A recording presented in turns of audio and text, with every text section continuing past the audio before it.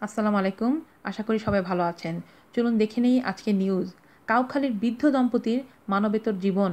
পিরোজপুরের কাউখালী উপজেলার ৪ নম্বর চিরেপাড়া পারসাতুরিয়া ইউনিয়নের সুবিদপুর গ্রামের বৃদ্ধ দম্পতি মোহাম্মদ আজহার আলী ও আমিরুন্নেসা বড় অসহায়।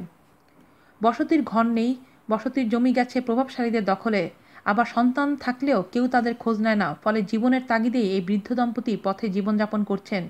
তারা উপজেলা পরিষদের পুরাতন ভবনের সিঁড়ির নিচে, আবার কখনো কখনো রাস্তার পাশে মানবেতর জীবনযাপন করছে।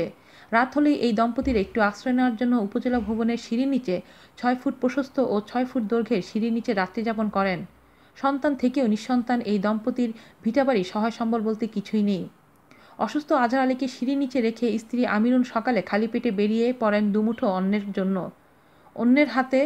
অন্যের কাছে হাত বাড়িয়ে যা পাওয়া যায় তা দিয়ে কোনো রকম দিন যাপন করছেন এই দম্পতি। আজহার আলী ও আমিরুন্নেসা বয়স্ক ভাতার কোনো কার্ড নেই তাদের। জাতীয় পরিচয়পত্র অনুযায়ী আজহারের জন্ম তারিখ ১০ই ডিসেম্বর ১৯২৩ সালে। সরকারি সাহায্য বলতে কোনো কিছুই জোটেনি তাদের কপালে। বয়সের বারে নুজ্জ আজহার আলী কান্নাজড়িত কণ্ঠে বলেন, হায়রে পোড়া কপাল, চেয়ারম্যান মেম্বারদের ভোট দিলেও আমাগর কোনো কাজ হয় না। গত ইউপি নির্বাচনে ভোট দিতে যাইয়া মোর ঠ্যাং ভাঙছে, মুই কিছুই পাই নেই, এখনও মোর ঠ্যাং ভাঙা, মুই খাইতেও পারি নাই। স্ত্রী আমিরুন্নেসা বলেন, হুনসিও অনেক মাইনষেরে সরকার ঘর দিছে, আমাদের নাম নেই সেই তালিকায়। কাউখালী উপজেলা উন্নয়ন পরিষদের সভাপতি আব্দুল লতিফ খসরু বলেন, এই দম্পতি দীর্ঘদিন যাবৎ মানবেতর জীবনযাপন করছে। এই দম্পতিদের স্থায়ী কোনো ঠিকানা নেই। তাদের এই জীবনযাপন আমাকে খুব ব্যথিত করে।